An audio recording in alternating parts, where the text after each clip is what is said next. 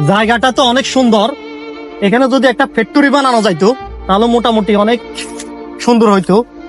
আর এখানের মানুষগুলো যারা আছে তারা এখানে ফ্যাক্টরিতে কাজ কাম করে তাদের দিনগুলা ভালো কাটাইতে পারতো। ইনশাল্লাহ চেষ্টা করে দেখি এখানে একটা ফ্যাক্টরি করার জন্য। জমির মালিকরা এখন খোঁজ করতে।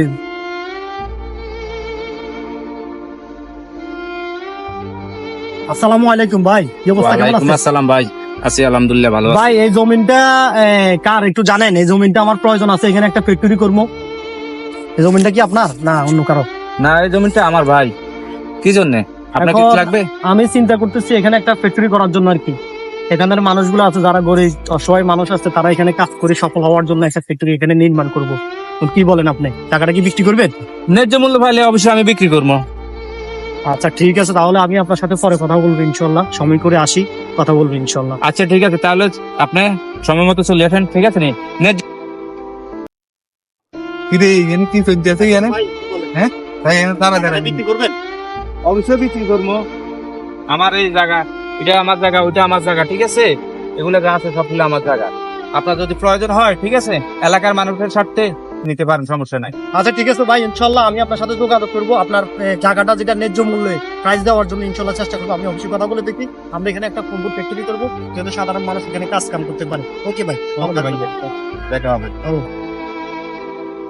রে, এলাকার মধ্যে তুফান মাসাল তারা কে জায়গা কিন্তু হয়েছে, তাড়াতাড়ি তুফান মাসালের খবরটা দিকে। না না না, এ কুদ্দুস, এই বন্দরে যে কন্টেনার গুলো আসছে এগুলা সব আমার নামে লেখ। এখানে সবগুলো আমি নিব, অন্য কেউ নিতে পারবে না, কেউ হাত দিতে পারবে না। তুফান আর তুফান মাসা না নেই কি জানেন? কি হয়েছে? এলাকার কোনো খোঁজ খবর রান নেন? কি হয়েছে? এলাকার মধ্যে কোন লোক আছে, এলাকার জায়গা তুমি সব কিনে গেলে রান্না না লাই। কি বলস? আমি ছাড়া এই দুনিয়াতে কে কে কি কিনবে? আমি সব আমি কিনবো, যত টাকা লাগুক সব আমি দিব।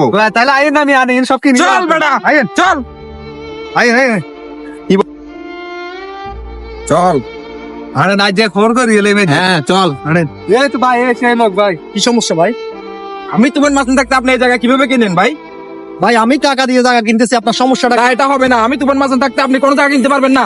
আচ্ছা ঠিক আছে, আপনার জায়গার মালিকের সাথে কথা বলেন। যদি উনি যদি আমার কাছে জায়গা না বেচে তাহলে সমস্যা না, উনি অন্য জায়গায়। হ্যাঁ ঠিক আছে, ঠিক আছে, যান। ওকে ওকে ওকে, যান। মাস্তান ভাই। এ ভাই, এ পুরো ওটা নে, এদিকে আসেন। কি হয়েছে ভাই? তুফান ভাই আছে ভাই, আমার ভাই কথা কইবে, আসেন। কি কথা ভাই বললেন? ভাই আপনি ফ্যাক্টরি করার জন্য নাকি এই জমি বিক্রি করতেছেন? অবশ্যই আমার জমি আমি কার কাছে বিক্রি করবো, এটা কাকে দিতে হবে? আমি তুফান মাস্তান থাকতে এই জমি আপনি কারো কাছে বিক্রি করতে পারবেন না। এই তুমি অবশ্যই আপনি বাইরে ছিলেন না? কত এই টাকা করবো লাগবে? আমি? আমার জমি আমি বিক্রি এই করবো। আমার টাকা দিয়ে দে। আমার টাকা লাগবে না ভাই। আমি একজনকে এখানে ওয়াদা দিয়ে কোটি ফেলছি। টাকা আছে, 1 কোটি আমি টাকা একজনকে আছে। ওয়াদা দিয়ে ভাই, ফেলছি, আপনাকে জমি দিয়ে দিব। না। না, আমি তুফান মাস্তান থাকতে এই জমি কোথাও বিক্রি হবে না, আমি কিনবো। অবশ্যই আমি টাকার অভাব নাই, অটালিকা টাকা আছে আমার, নিয়ে এটা টাকা। চল। নেন, নেন। আচ্ছা সালাম আলাইকুম ভাই। কি অবস্থা ভাই, ভালো আছেন? ভালো নাই।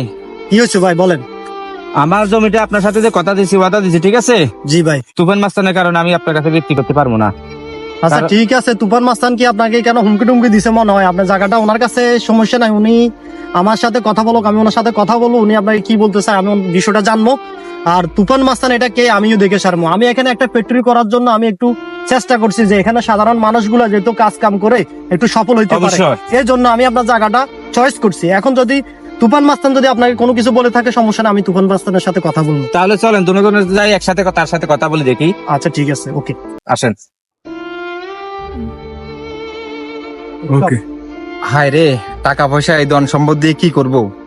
আজ পরিবারে শান্তি নেই। কেন যে এত অহংকার করলাম টাকা পয়সা নিয়ে? চলেন তুফান মাস্তানের সাথে একটু কথা বলে দেখি উনি আসলে কি বলতে চায়। ওকে, যাই দেখি কি বলে। ভাই আসসালামু আলাইকুম, কি অবস্থা, কেমন আছেন ভাই? আলহামদুলিল্লাহ ভাই। ভাই আপনি হয়তো জানেন আমি ওনার জায়গাটা নেওয়ার জন্য বলছি, যে জায়গাটা আমি একটা ফ্যাক্টরি করার জন্য চিন্তাধারা করেছি। আমাদের এলাকায় অনেক বেকারের সংখ্যা অনেক বেশি, যেহেতু আমাদের এলাকায় একটা ফ্যাক্টরি হইলে যেহেতু সাধারণ মানুষ একটু কর্মজীবী হয়, কাজ কাম করে স্বাবলম্বী হইতে পারে। এজন্য ভাই আমি ওনাকে বলছি জায়গাটা দেওয়ার জন্য।